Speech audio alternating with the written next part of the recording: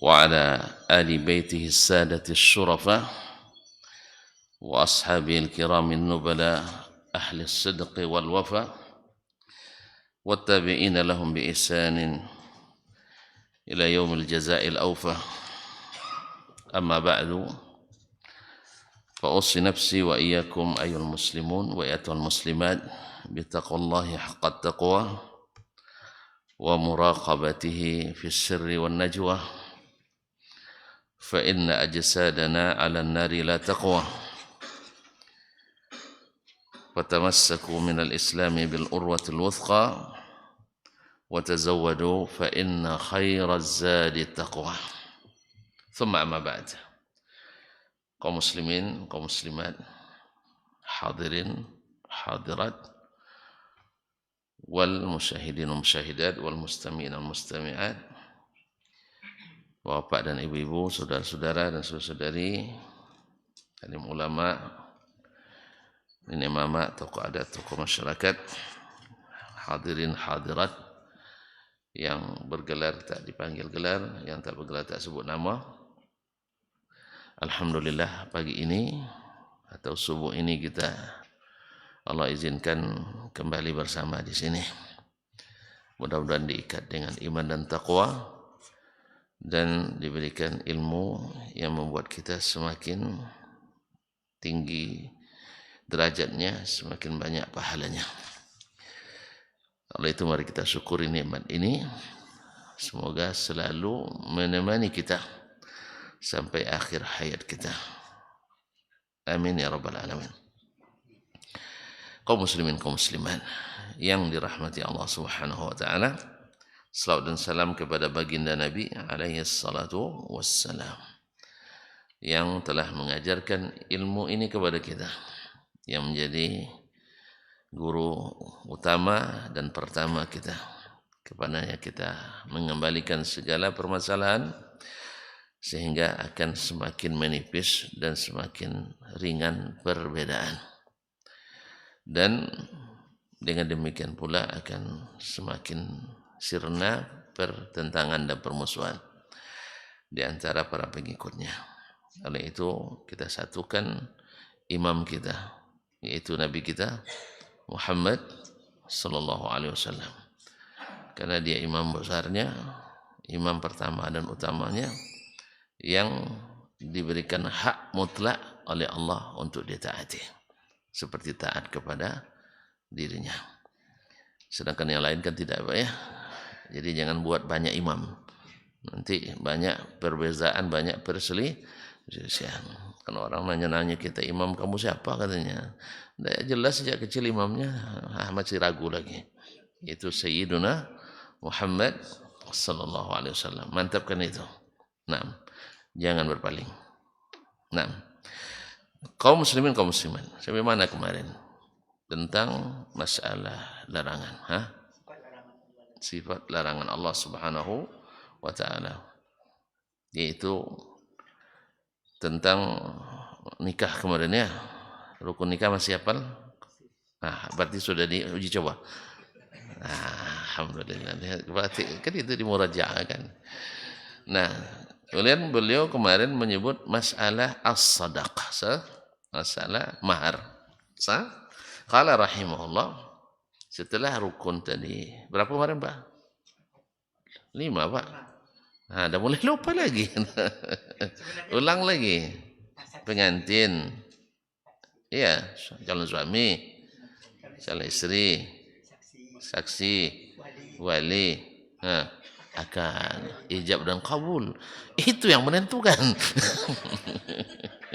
Ijab dan kabul itu yang menentukan. Jangan sampai luput satu pun. Wali sudah ada, saksi sudah ada, calon suami ada, istri tidak jadi ijab, jangan dibawa dulu. Belum halal, harus ada ijab dan kabul. Itu jangan lupa tuh Pak. Aku terima. Ya. Nah, sedangkan sadaq, mahar, kan ini yang selalu bikin lama tuh ya. Maharnya bikin lama. Andainya dia tak tersebutkan, ya boleh. Tidak disebutkan, boleh. Nah, qala walau samma sadaqan kana ahabba ilayya. Walaupun tak masuk, dilarang menikah tanpa menyebutkan mahar, tidak termasuk dilarang menikah tanpa menyebutkan mahar. Artinya boleh tak disebutkan kan? Tapi kalau disebut kata Imam Syafi'i, kana ahabba ilayya, itu lebih saya sukai. Artinya lebih bagus. Lebih bagus. Menghindari perselisihan setelahnya. Sah? Nah, menghindari perselisihan setelahnya. Ternyata dia membayangkan dapat mahar seperangkat alat rumah tangga. Suami bayangkan seperangkat alat salat, kan jauh perbedaan. Nah, jadi disebutkan. Lakin wala yafsudun nikahu bitarki tasmiyatis sadaqah. Tetapi nikah tidak rusak. Artinya tidak batal. Bitarki tasmiyatis sadaqah. Dengan meninggalkan penyebutan mahar. Jadi boleh tidak disebutkan. Tapi sebutkan lebih bagus. Lianna Allah athbata nikaha fi kitabihi bighairi mahr. Sebab Allah telah menetapkan, mensahkan nikah di dalam kitabnya Al-Quranul Karim bighairi mahrin. Kalau terjemahan letterless ini bahaya nih, tanpa mahar. Kan? Maksudnya tanpa menyebutkan mahar. Karena kisahnya tentang masalah tasmiyatul mahar, tentu maksudnya bighairi mahrin, tanpa, yakni maknanya bighairi tasmiyati mahrin, tanpa menyebutkan mahar. Wa hadza maktubun fi ghairi hadzal mawdi'. Ini sudah kita tuliskan kata Imam di tempat yang lain di kitabnya, itu dalam Al-Um juz 5 51 sampai 52. Nah, Allah berfirman, la junaha 'alaikum in talaqtumun nisaa ma lam tamassuhunna aw tafridu lahunna faridah. Tidak berdosa kalian menceraikan istri-istri kalian, ya, malam tamassuhunna, walaupun belum disentuh, au tafridu lahunna faridah, atau belum disebutkan pemberiannya atau maharnya. Wa matti'uhunna 'alal musi'i qadaru 'alal muqtiri qadaru. Tapi berilah sesuatu yang menghibur, yang menyenangkan, ya, sesuai dengan kemampuan masing-masing. Yang Allah beri kelapangan rezeki, belikan pula yang lapang. Yang punya sempit rezekinya, alal muqtiri qadaruh, yang miskin tentu sesuai pula dengan kadar keadaan. Makanya kalau cerita orang yang diberikan Allah kelapangan, itu banyak diberi. Misalnya Al-Hasan ibn Ali bin Abi Thalib, kan banyak orang berlomba untuk dapat nasab nabawi itu, nasab alul bait. Jadi orang tua itu pada berebut datang ke dia, tolong nikahi anak saya. Ya, akhirnya terpaksa harus salah satunya dilepas, Pak. Bukan karena apa, supaya yang lain dapat kesempatan. Akhirnya, tapi apa yang dia lakukan? Setiap yang dia lepas itu dikasih sangon namanya. Kalau bahasa Al-Quran mut'ah, artinya sesuatu yang membuat dia terhibur, menyenangkan. Sampai dia memberi angka yang sangat fantastis, 50.000 dinar. Sudah kita hitung kemarin? 50.000 dinar berapa? 1 dinar 3,5 juta kemarin ya? Anggap 1 juta lah dulu. Ayo. Jadi siapa pula tidak senang? Cerai lah, sudah apa katanya? Karena orang sudah ketahuan kan. Kalau dia ceraikan nanti juga dapat, apa kata beliau tadi? Apa artinya pesangon itu? Saya tidak tahu. Yang jelas dia insya Allah tidak menikah pun tidak ada belanja. Ya sebanyak itu. Kan tidak habis terus ya. Kecuali berpoya-poya.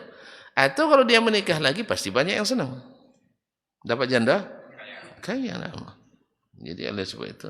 Maka ini orang yang karim, pemurah. Berduit dan pemurah. Tapi ada pula yang Masya Allah lapang rezekinya tapi sempit hatinya. Baju yang kemarin balikkan lagi. Baju yang dipakai pun tak balikkan lagi. Nah, macam-macam lah manusia. Wan nasu ma'adin. Kata Nabi alaihi salatu wassalam. Taib. Kemudian dibahas di selain tempat ini kata Imam Asy-Syafi'i rahimahullah taala.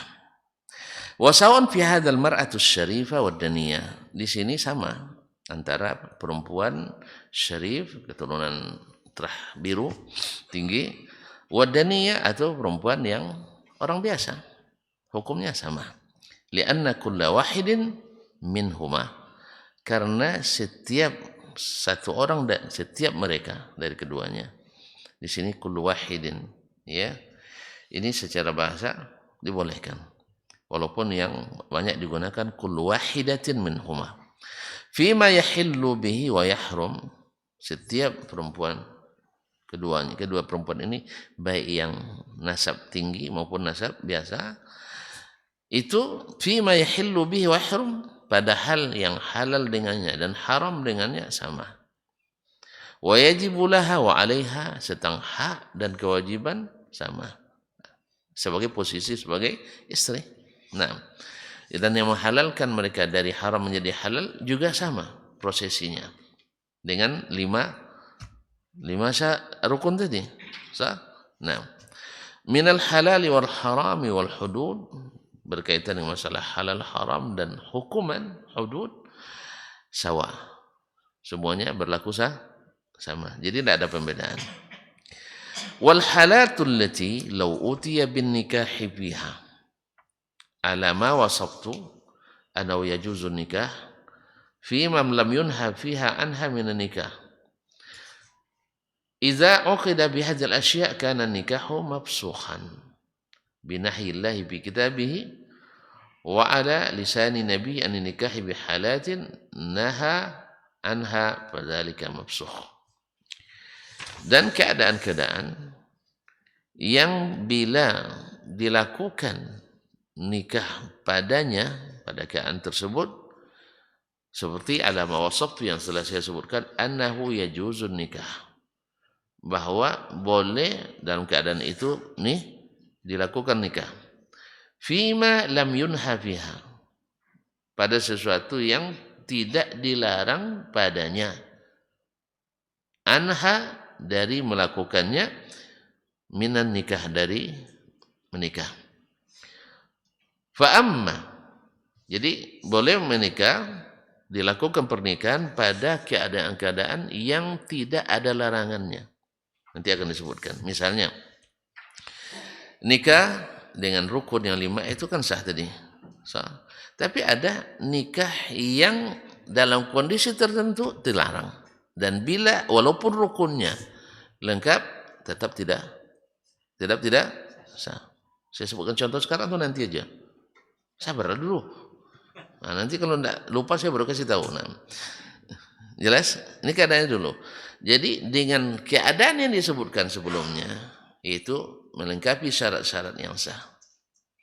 Kemudian dilakukan dalam situasi dan kondisi yang terlarang, walaupun rukun dan syarat lengkap, maka nikah tidak boleh atau dipasakh. Nah, apa sebab? Karena ada syarat sah dan ada yang penghalang sah. Jelas? Ada yang menghalangi sahnya. Misalnya kita syarat salat. Ada rukun salat. Bila dilengkapi syarat dan rukun, sah salat? Sah? Sah kan? Lalu ada yang menghalangi diterimanya. Atau menghalangi keabsahannya. Apa contohnya? Rukun lengkap, syarat lengkap. Tiba-tiba kelahi dalam solat. Ini penghalang sahnya. Rukun, syarat dah lengkap dah. Sah. Tetapi ketika dia berkelahi dalam, misalnya perang mulut dalam solat. Kamu sepit ke saya kan ini. Geser dikit dia, boleh enggak? Nah, jadi ini mani' as-sihah. Demikian juga dalam masalah di nikah ini. Jadi ada keadaan-keadaan yang membuat atau terhalang keabsahan nikah seperti yang akan disebutkannya. Fa amma idza uqida bihadhil asya. Adapun bila diakad juga dengan sesuatu keadaan-keadaan ini, karena nikahu mafsukhan, maka nikahnya difasakh. Ya, arti fasakh itu apa? Otomatis dipisahkan tanpa harus talak, tanpa ada proses talak dan khulu, otomatis batal. Jelas? Binahyillahi bi kitabihi, dengan apa batalnya? Dengan larangan Allah dalam kitabnya. Tapi masih ingat kemarin bahwa larangan itu yata'allaq bi dzati syai' dengan ada lupa lagi. Kapan larangan itu yaqtadil fasad, membatalkan, bila berkaitan langsung dengan zatnya larangan itu, bukan dengan implikasinya. Nah, berkaitan dengannya dan syaratnya, bukan implikasinya atau hal-hal konsekuensi darinya. Taib. Wadzalika binahi la bi kitabi wa ala lisani nabihi, dan larangan Allah melalui lisan nabinya. Bi anin nikah, yaitu dari menikah, bihalatin naha anha, pada keadaan-keadaan yang dia larang. Fadzalika mafsukh, maka nikah itu otomatis difasakh.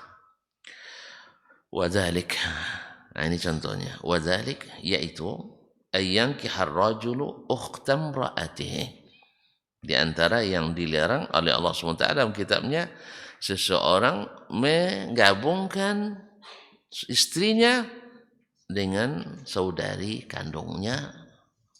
Jelas? Jadi menikahi seorang wanita bersamaan dalam satu waktu, maksudnya dalam satu ikatan, selama masih terikat dengan saudari kandungnya yang lain satu, itu tidak boleh menggabungkan antara dua wanita yang bersaudara. Wa antajma'u bainal ukhtaini. Tapi kalau seandainya dia berpisah, dia kayaknya saya lebih senang dengan kakakmu ya, pisahlah dia lah, boleh enggak? Tegas sekali abang ni. Tegas sekali. Ya. Kalau mau juga diam-diam aja lah berdoa. Apa doanya? Janganlah. Nah. Jadi kaum muslimin dan muslimat ini kalau terjadi, misalnya meninggal salah satunya, maksudnya istrinya.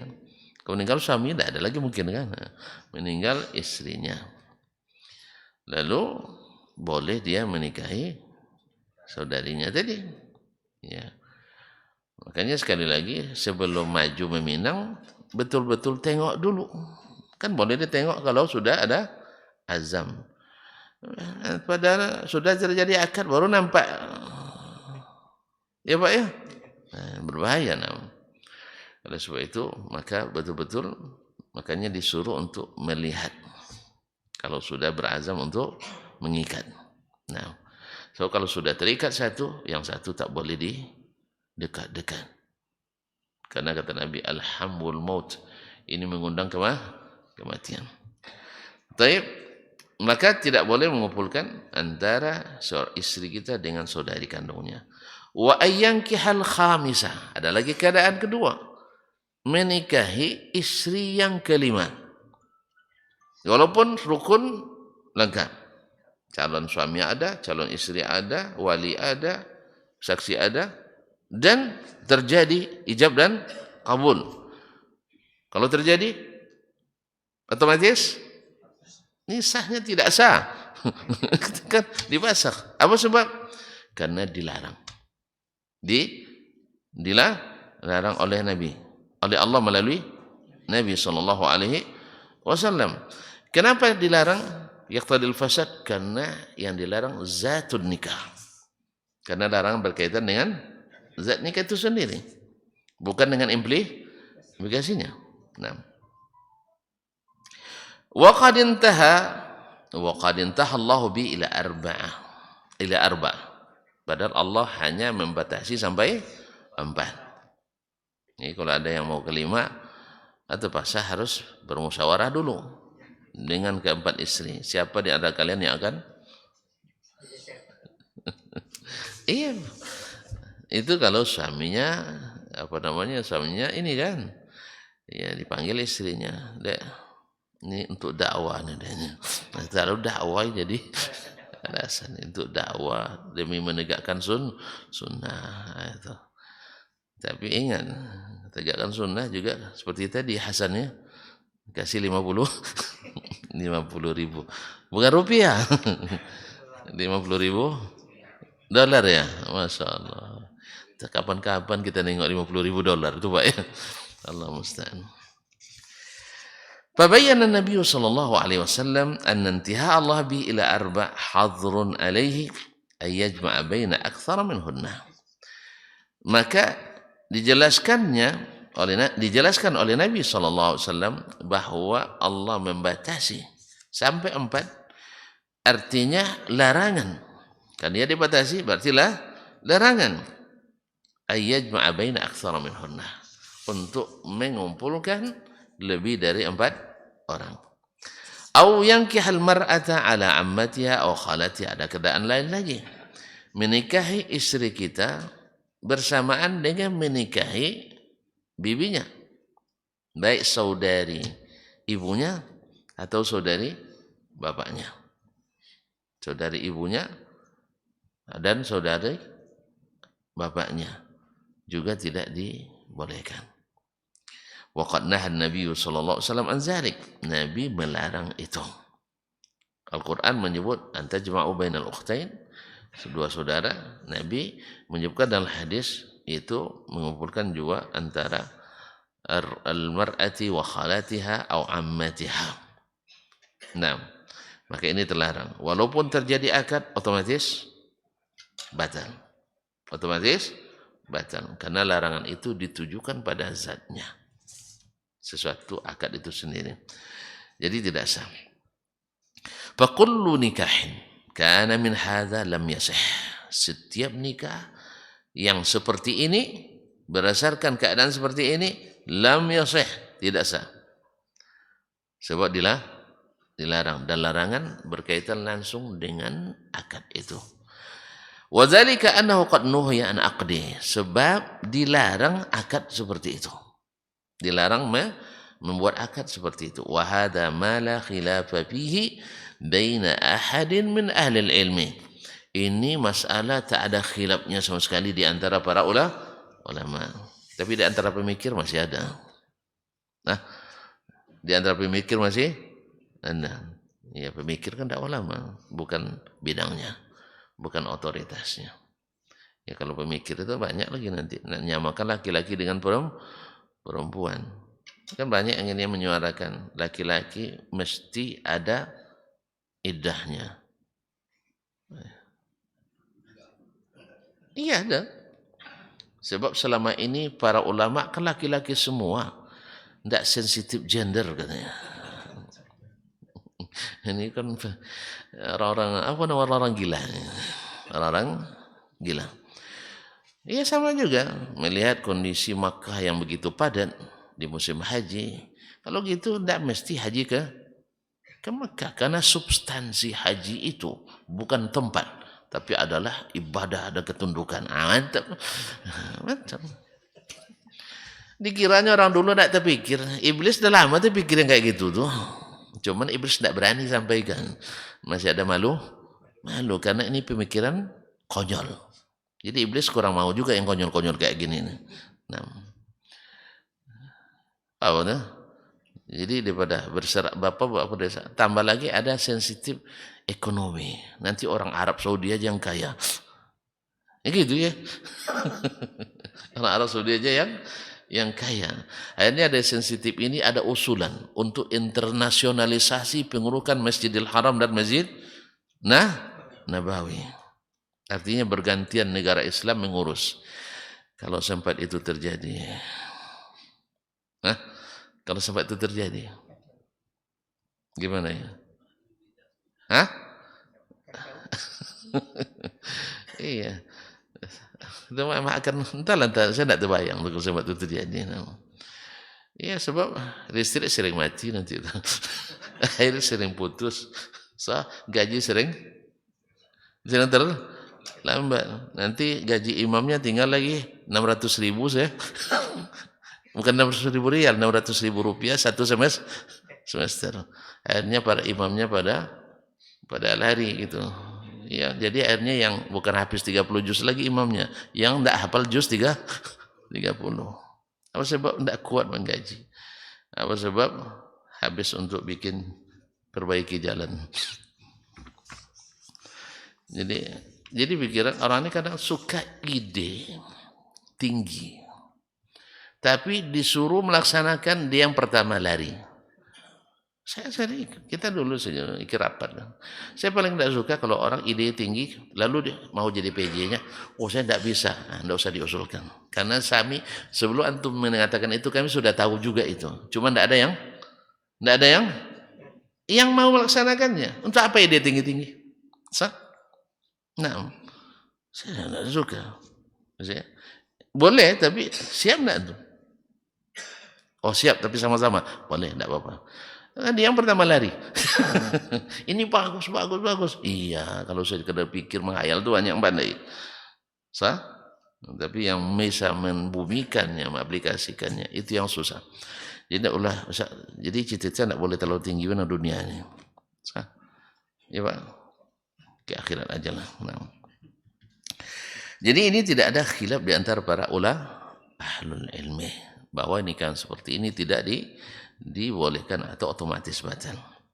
Wa mithluhu wallahu alam, dan sama pula dengan yang tadi yang disebutkan, mengumpulkan perempuan dengan saudarinya atau dengan bibinya, atau menikah yang kelima. Menikah yang kelima itu tidak ada khilafnya.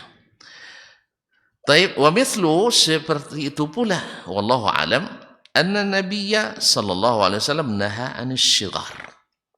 Demikian pula hukumnya Nabi sallallahu alaihi wasallam melarang asy-syighar. Apa itu syighar? Asy-syighar, saya punya anak gadis. Nah, Bapak punya pula anak gadis. Akhirnya kita barter. Ya, saya nikahi anak bapak nikahi anak saya, dan tidak ada maharnya. Tidak ada maharnya. Jadi kompensasi. Ya, anak jadi kompensasi. Itu namanya asy-syighar.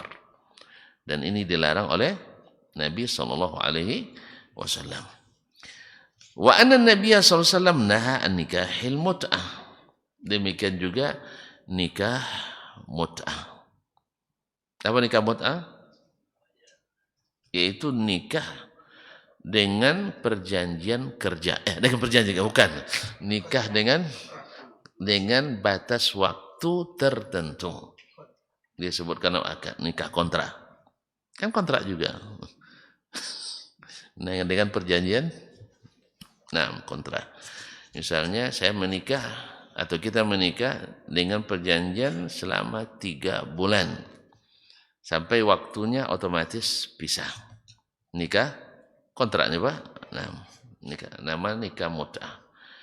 Ini pernah di awal Islam dibolehkan lalu dinasakh. Dan anehnya orang Syiah mengaku-ngaku mengikut Ali bin Abi Thalib, dan hadis ini diriwayatkan oleh Ali bin Abi Thalib bahwa Nabi melarang mut'ah. Nah, melarang mut'ah, dan mereka menyukai mut'ah, dan ini senjata paling ampuh untuk menipu para generasi muda. Generasi muda sedang bergejolak, lalu ditawarkan, kalau masuk Syiah ya bisa nikah kontrak. Gimana kontrak?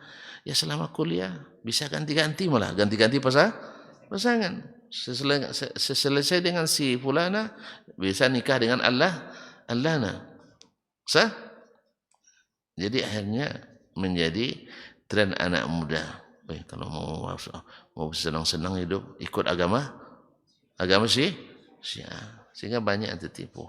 Nasallallahu alaihi wasallam. Cuman sayangnya syekh-syekh mereka tidak boleh anaknya dimut'ah. Itu. Seperti yang diceritakan oleh Al-Musawi di dalam kitabnya Lillah itu melihat tarikh. Anak-anak mereka tidak boleh orang mut'ah. Tapi anak orang dimut'ahnya. Nauzubillah, tsumma na'udzubillah. Apa istilah Mansur ya? Manang surang ya. Nah. Hah? Lama surang. Allah musta'an. Kaum muslimin kaum muslimat dirahmati Allah, dan ini dilarang. Wa anna an-nabiyya sallallahu alaihi wasallam nahal muhrima ayyankiha aw yunkih. Dan Nabi sallallahu alaihi wasallam juga sama melarang, bukan sama mut'ah, jangan salah paham ya, ke belakang, yaitu melarang juga, sama melarang orang yang sedang ihram menikah atau menikahkan. Melarang orang yang sedang ihram menikah dan menikahkan. Supaya kita tahu, Ustaz, kan yang ihram saya walinya, sedangkan yang menikah tidak sedang ihram. Tidak, yang menikah pun tidak boleh. Jadi tidak boleh menikah dan menikahkan seperti dalam hadis Utsman bin Affan. Berkata Imam Syafi'i rahimahullah, "Fanahnu nafsakhu hadza kullahu minan nikah." Nikah seperti ini semuanya kita batalkan. Semua kita batalkan. Li'anna nahya yaqtadil fasad. Karena larangan itu menghendaki konsekuensinya rusak suatu pekerjaan yang dilarang itu. Kita memfasah semua nikah ini fi hadzal halat allati naha anha, dalam keadaan-keadaan yang dilarang oleh Allah Subhanahu wa taala dan Rasulnya padanya. Bimithli ma fasakhna bihi ma naha anhu mimma dzukira qablahu. Sebagaimana kita mempasakh nikah yang dilarangnya seperti yang sudah disebutkan sebelumnya, itu yang tidak melengkapi syarat. Kan Nabi melarang nikah tanpa wali. Lalu nikah juga batal. Kan? Nah, tapi ini yang yang berkaitan dengan rukun. Ada yang berkaitan dengan bukan rukun, tapi menjadi penghalang sahnya nikah seperti yang disebutkan tadi. Menikah yang kelima tidak sah. Menikah adik-beradik tidak dibolehkan, atau nikah mut'ah diharamkan, atau nikah syighar diharamkan. Nah, dan seterusnya. Waqad yukhalifuna fi hadza ghairuna. Bisa saja di masalah yang terakhir sebagian dari ulama berbeda dengan kita pandangannya. Misalnya masalah syighar tadi, kalau Imam Syafi'i cenderung membatalkan. Tapi sebagian dilewatkan tapi dibayar maharnya. Nah, dibayar maharnya karena mereka melihat karena tidak ada mahar tadi dilarang. Tapi kalau ada mahar tidak dilarang. Misalnya ya, saya menikah anak abang nih dengan prosesi yang syar'i, rukun, syarat lengkap. Habis itu karena sering berkunjung ke rumah nampak pula anak gadis saya. Ya. Jadi kita pererat aja lah hubungan kita nih katanya kan. Iya. Kamu nikah anak saya nikah pula anak. Kamu kan tambah kuat kan? Pas bantah pula kita katanya. Nah, tapi melalui proses yang syar'i, maka itu diboleh. Boleh. Kenapa enggak? Paham enggak? Tapi tidak dengan cara tadi. Kan tadi kata Nabi SAW, tafsir syighar itu ayyankihar rajulu ibnatar rajul wa yankihar rajulu ibnatahu wala mahra bainahuma. Tidak ada mahar di antara keduanya. Jadi kalimat wala mahra ini dipegang oleh sebagian untuk mensahkannya. Kalau ada mahar sah. Jelas? Tapi Imam Syafi'i cenderung mengatakan tidak sah. Apa sebab? Karena proses itu dilarang. Proses itu dilarang. Jelas? Nah, harus diulang. Kalau mau halal, diulang lagi. Sesuai dengan keadaan. Jelas? Tapi kan boleh tidak sebut mahar? Nikah normal iya. Nikah normal boleh tidak sebut maharnya. Tapi ini nikah abnormal. Tidak normal karena kesepakatannya tadi. Tidak ada mahar di antara keduanya. Oleh sebab itu mesti diproses ulang. Wallahu alam. Tapi yang lain membolehkan karena mahar kan boleh menyusul katanya. Mahar boleh menyusul. Karena masalahnya di mahar maka diberikan. Maka ini maksud Imam wa qad yukhlifani fi hadza ghairuna. Bisa saja selain kita tidak sependapat dalam masalah ini. Wa huwa maktubun fi ghairi hadzal mawdi' dan itu dituliskan di selain tempat ini. Nah, kenapa beliau tidak perpanjang? Karena ini kan usul fikih, bukan kitab fikih. Intinya kaum muslimin dan muslimat dirahmati Allah, jadi ada larangan yang berkaitan dengan zatus syai', yang berkaitan dengan sesuatu itu langsung atau berkaitan dengan syaratnya, maka ini yaqtadi al-fasad. Yaqtadi al-fasad. Makanya nikah syighar karena berkaitan yang dilarang nikahnya bila terjadi batal. Nikah mut'ah karena yang dilarang nikah mut'ahnya maka langsung batal. Menikahi perempuan yang saudara dari istri kita karena yang dilarang nikahnya itu maka batal kalau dilakukan. Ini makna dari kalimat an-nahyu yaqtadi al-fasad awil butlan, bahwa larangan itu konsekuensinya adalah membatalkan sesuatu yang dilarang itu kalau tetap dilakukan. Nanti ada yang tidak berkaitan dengan masalah itu, tidak berkaitan langsung dengan larangan, tapi berkaitan dengan implikasinya, maka dalam bab ini akan terjadi khilaf. Oleh sebab itu jangan kemana-mana, kita tunggu masanya. Insyaallah ta'ala. Wabillahi taufiq wal hidayah. Wallahu ta'ala alam. Wa sallallahu ala nabiyyina Muhammadin wasallam. Wassalamualaikum warahmatullahi wabarakatuh.